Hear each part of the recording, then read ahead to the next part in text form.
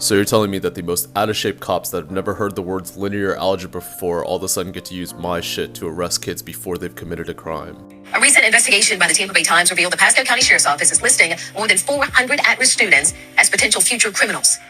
The Tampa Bay Times investigation found that the Pasco County Sheriff's Office has maintained a secret database of people they think are likely to break the law, calling it intelligence-led policing. The agency also uses information shared by the school district and Florida Department of Children and Families, like attendance records, grades, and details about students' home life. The data then is used to track, quote, juveniles who are at risk of becoming prolific offenders. In simple terms, a high schooler picked up a statistics book and was like, oh, I can go on GitHub and copy and paste this program and sell it to the police so they can arrest bad kids before they do something. And the cops in Pinellas County are like, oh shit, we get to pad our arrest records and make our budgets bigger with poor kids and minorities? Dope, where do I sign? Wait, I'll make it even easier. Imagine each one of those dots is a kid, and if you fall in the line, you're probably committed a crime. Doesn't matter if all those other kids are just close to the line, let's just arrest them anyway. That's essentially what they're doing. Pinellas County Sheriff's Department wanted to come by and introduce the STAR team to my family. We heard about your son in the other county. We want you guys to know that we'll be keeping an eye on you. A few days later, deputies arrested Bobby, claiming they found sandwich bags with trace amounts of weed during their first visit. He was 15 at the time.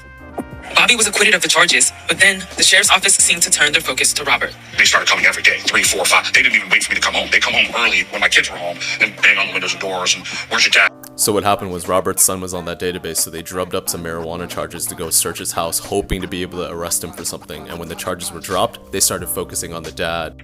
Robert says the STAR team started ticketing him for things like his grass being too high or his address being hard to see from the street. So this is what Robert was being arrested for now. Yes, I said arrested. But still, I think I can go with that because the lights are in the way. But then he alleges they'd hold on to the tickets and arrest him for failing to appear at his court date. Over 6 months, he was arrested 5 times. So this is the slick, grimy shit they do in Florida. So a cop will write you a ticket, but they won't give it to you. Or they'll give it to you, but you don't know you have to show up in court for a summons. And now if you miss the court date, you have a warrant out for your arrest. You get 3 of those, and you're looking at a habitual offender felony charge for something small, like your grass being too tall or driving with a suspended license. Life just got harder and harder and harder. Even though I was trying to do better as a person, they pulled up to my school to harass me. They pulled, it just was nonstop. It was every day, multiple times a day. Bobby, did the deputies ever say that they were ever going to try to help you? Well, yeah, I would say the first day that I met them, that's what they said their intentions were. When they introduced themselves and said they'd be seeing me more, I didn't really understand what they meant.